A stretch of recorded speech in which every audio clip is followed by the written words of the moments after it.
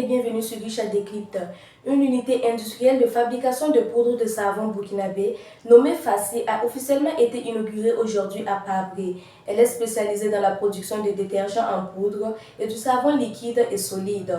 Au total, 122 emplois permanents, plus de 300 emplois directs et près de 1600 emplois saisonniers auraient été créés avec cette nouvelle industrie.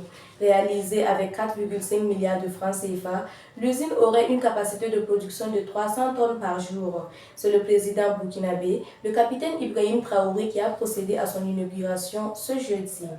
Le président ghanéen John Mahama et son homologue ivoirien Alassane Ouattara ont lancé un appel au Burkina Faso, au Mali et au Niger pour réintégrer la CEDEAO.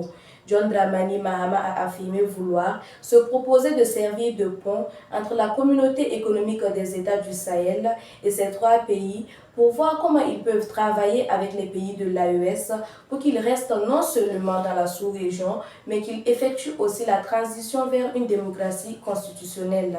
Alassane Ouattara a déclaré faire confiance à Dramani Mahama dans sa démarche. Le réseau social TikTok sera temporairement fermé en Albanie d'ici une semaine, après avoir annoncé décembre dernier qu'il comptait l'interdire suite au décès d'un élève de 14 ans. Le gouvernement a réitéré sa décision aujourd'hui. Ce dernier a été tué et un de ses camarades blessé après un conflit sur le réseau social.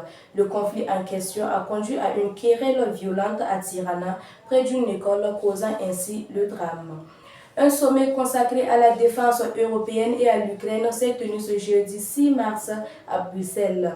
Le sommet a réuni les chefs d'État et de gouvernement des pays membres de l'Union européenne et le président ukrainien Volodymyr Zelensky.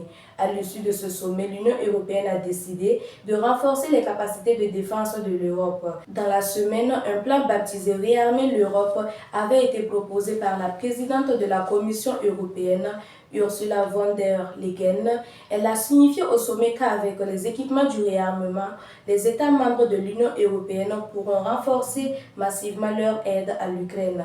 Et c'est tout pour le récapitulatif de l'actualité de ce jeudi. Rendez-vous demain vendredi pour d'autres actualités. Vos impressions en commentaire.